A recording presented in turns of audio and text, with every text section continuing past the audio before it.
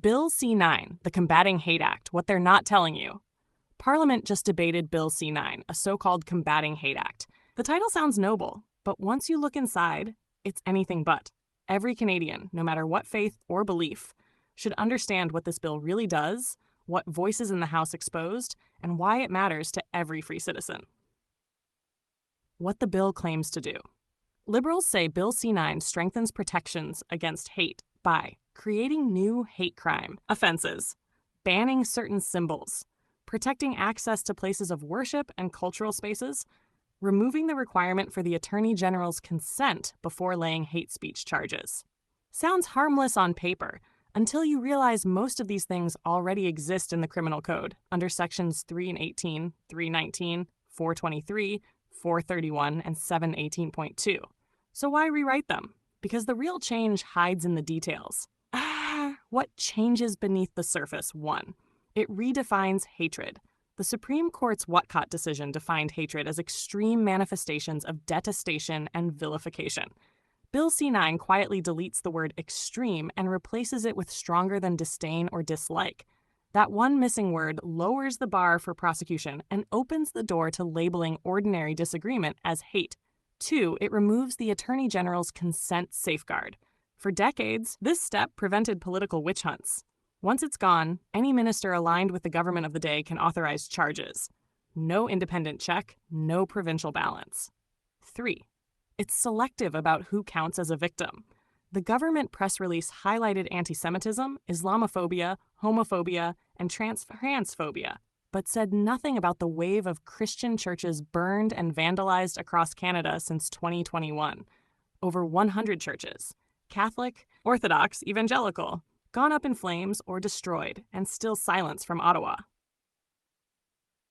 What opposition MPs exposed, several members of Parliament, mostly Conservative, a few Bloc, stood up to warn Canadians what this bill really means. Andrew Lawton said the government is lowering the threshold for hate and expanding state power over speech. He reminded the House that real hate crimes, church arsons, synagogue attacks, and vandalism are already punishable. What's missing is enforcement, not new words on paper. He warned that when speech is equated with violence, free expression dies.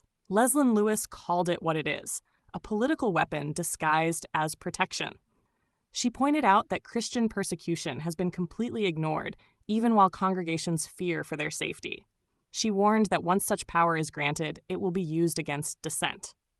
The bill's vague language turns emotion into evidence and feelings into crimes. Rhonda Kirkland described it as political theater, timed for optics after the Hamas terror attack in Israel. She called out the double standard. Jewish, Muslim, Sikh, Hindu, Indigenous, and Christian communities have all been targeted, yet only some get public sympathy. She condemned how sacred cultural symbols from ancient faiths could be mischaracterized as hate imagery under sloppy drafting. Her message was simple. Hate is hate, and every community deserves equal protection and equal respect. Ziad Abul-Taif exposed that the bill changes definitions but offers no new protection. He tied the rise in crime to the government's earlier weakening of the criminal code through Bill C-75 and warned that this new one is just another hollow gesture. Kelly McCauley reminded Parliament that in Edmonton, the only place of worship requiring constant police presence is the synagogue, proving that real threats already exist while government pretends to fix them with paperwork. Even Bloc Québécois MPs like Mario Simard and Patrick Bonin questioned why religious exemptions and faith symbol issues weren't being properly studied. The bigger pattern. The same government has pushed bills that chip away at free expression. C-11, C-18, and now C-9. Every one of them widens Ottawa's control over what Canadians can say, share, or question. The pattern is clear. Censor under the banner of safety, silence under the banner of compassion, and centralize power under the banner of equality. They talk about hate, but the only thing growing faster than hate crimes is government control. When bureaucrats decide which emotions are legal, every opinion becomes a potential crime. What true protection looks like. Canada already has strong laws against advocacy of genocide, S-318, public incitement of hatred, S-319-1, willful promotion of hatred, S-319-2, intimidation and mischief against places of worship, S-423, S-430, The real failure is enforcement, not the absence of law.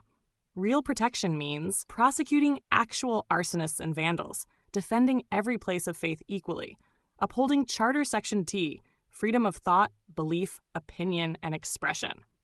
What this means for all Canadians. Removing extreme from the definition of hate turns passionate disagreement into a potential hate crime. Removing AG consent hands political power to whichever government controls Ottawa. Ignoring Christian persecution tells millions of Canadians their faith doesn't count. And pretending this bill fights hate while it rewrites speech laws is the oldest trick in the authoritarian playbook. The real choice. We can choose to live in a Canada that punishes actions and protects opinions, or a Canada where opinions themselves are punishable. Bill C-9 pushes us toward the latter. Hate exists, but we don't defeat hate by handing the state a muzzle to place over our mouths. We defeat it by enforcing the laws we already have and defending the freedom that lets every Canadian speak the truth without fear. Stay awake. Share this before it disappears. Free speech, Bill C-9, Canada deserves truth.